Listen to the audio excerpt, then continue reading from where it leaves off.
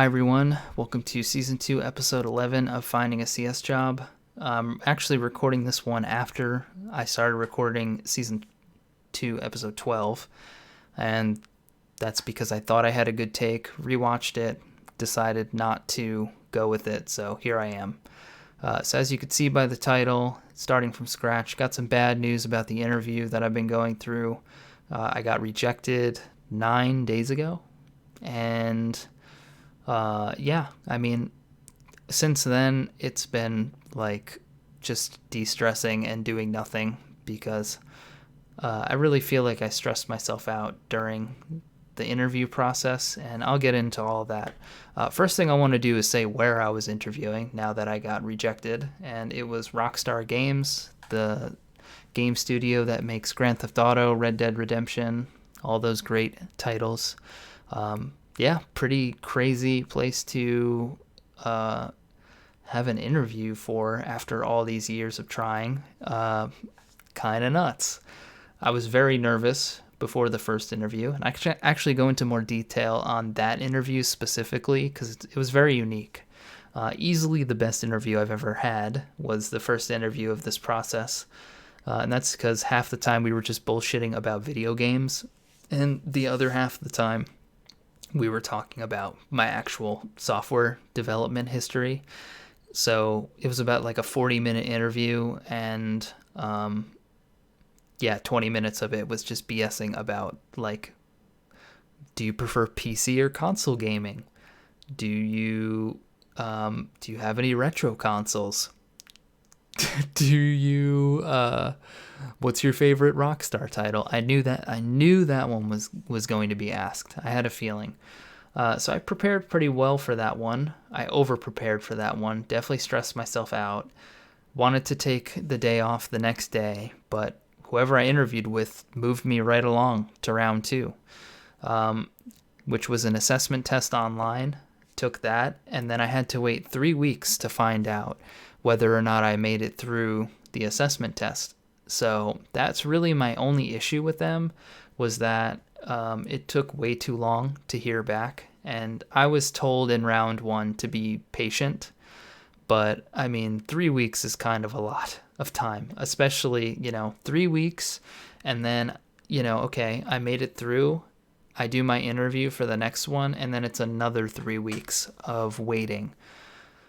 So yeah, it was just like, I don't know, like annoying, kind of long. 3 weeks is a lot. I have the book Cracking the Coding Interview, and typically, like, you find out within a week. So I mean, I stayed patient, and yeah, a little bit too patient, I would say, because I definitely shot myself in the foot by just solely focusing on this opportunity. It was such a cool opportunity that I didn't want to fail it, so I just put all of my effort into passing the interviews, and I put all my eggs into one basket and failed. So here I am, starting from scratch again, as the title of the video says. And it's time to start applying again and just getting back into the swing of things. I definitely learned to not, like, get too attached to a position that I'm interviewing for, because it's not yours until you sign the paper. So I just need to get that in my head and just maybe spend a little bit less time preparing and a little bit more time, expanding my, my options, because now I have nothing. So it sucks, but, failure is the best way to learn in life. It's like the only way to learn in life. So I learned a lot during this process. I'm still not really, like, I guess, okay, I was going to say I'm not interested in really just getting anything at this point. I wouldn't say I'm desperate. I definitely want to, like, get the hell out of my parents' house and, like, have some independence. And, it eats at me every day that I'm here. It sucks. But it's reality. It is what it is. And, I can't just skip a whole bunch of steps and, have a great life and a great career. You need to work very hard. And software development positions are competitive, especially at my level, and they're very difficult to get. But when you break into a company that's, a good company with good people, you pretty much couldn't ask for a better job. So I'm just going to keep working, and I just have to have that in the back of my head every time I'm applying someplace. And yeah, it's time to get my ass kicked again. So yeah, it's unfortunate. I really thought I was going to get the Rockstar job. They kept me on the phone for a real long time. It was an hour that I talked with them in round 3. It's the longest interview I've ever had and probably will ever have. I guess that would be another critique on them, is that the interview was very long, but these are all minor things. Like, overall, I don't resent them or am upset at Rockstar Games. I'm still going to play all their games and continue to buy them, and I'll be reapplying in the future. So, yeah, just sucks. I really thought I had it. I really did. And who knows? Maybe I was close. Maybe someone that had a senior developer position lost his job or her job and is now applying for this just to pay their rent and not lose their house. So hard to tell. There's a lot more competition out there now because so many people lost their jobs, and yeah, the playing field is tough. It's like playing on legendary mode in Halo. It's way harder than playing on easy mode. That's why I only speedrun Halo on easy. So yeah, that's pretty much it. My plan going forward is to just do that same process I was doing before that landed me this interview, which is to spend some time working on my projects. I have more than one project now. Kind of a hint at the next episode. I'm only planning to do one leet code problem a day. I'm not going to spend 2 hours doing leet code because I didn't get asked a single leet code question aside from a stupid easy question on round 2, the coding assessment that I had for this, which was iterating through an array. That was really it. What? But yeah, still, I feel like my data structures and algorithms is my strongest part of interviewing, and it probably won't show up unless I interview at a really top tier software company. I mean, I'm sure I'll get something, but nothing too crazy. So yeah, I'm essentially just trying to maintain my skill level. Doing one lead code problem a day, 5 problems a week. Probably do some videos and release those. I know I have still a ton in the backlog.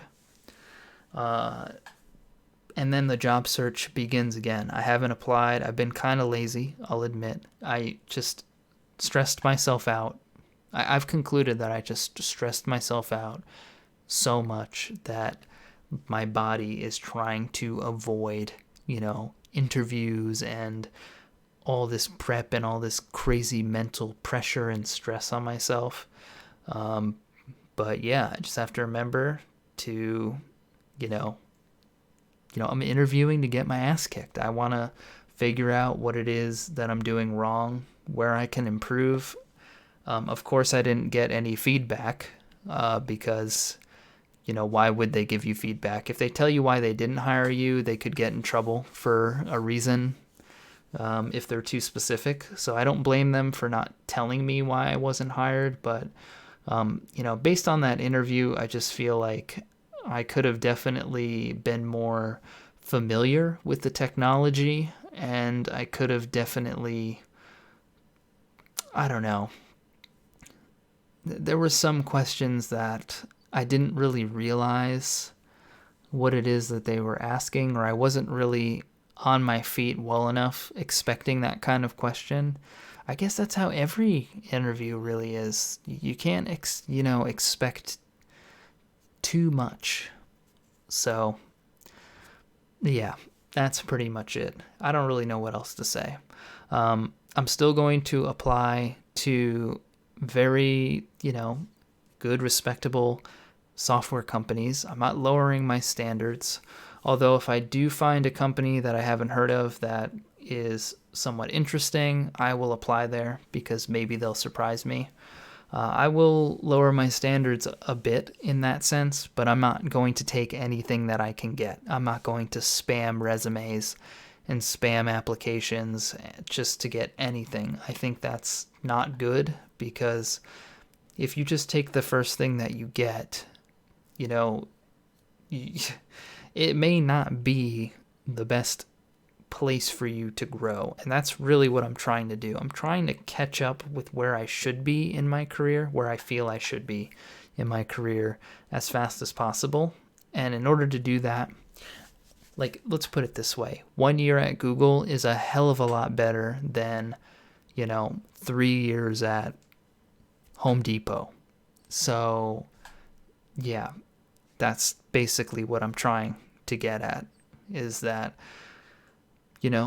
there's efficient experience and then there's inefficient work experience. And I guess, I don't know, as a junior developer or just someone trying to get an entry-level position, should I be that picky? I don't know. We'll find out. I'm going to not be picky or I'm going to be picky and, lower my standards a little bit. And if it doesn't work, then there's my answer. And then it's time to be less picky again. So there you go. That's my plan. I'm feeling better. I'm getting back into the work. I just needed to de-stress and just binge some video games after just all that work for nothing, just sucks. And then to just be at square one again. I definitely don't want to experience this anymore. So I'm going to expand, apply to a bunch of places, apply while I'm interviewing, and keep my hopes up and not sell myself short. That's basically it. I'm going to leave it at that. In episode 12, I'll be starting a new project. If you've seen my Twitter or if you're part of my Discord, then you'll know what that project is. Any OG Dupian fans will be excited. And yeah, I'm not going to spoil it here, but probably everyone watching this already knows what it is. And yeah, I'm going to include that along with just a little bit of a review of the work that I've done in that time frame. So there you go. You'll know what, how many applications, how LeetCode is going, and how my projects are going too. So there you go. That's literally everything. Stop it here. Thank you for watching, and I'll see you in the next one.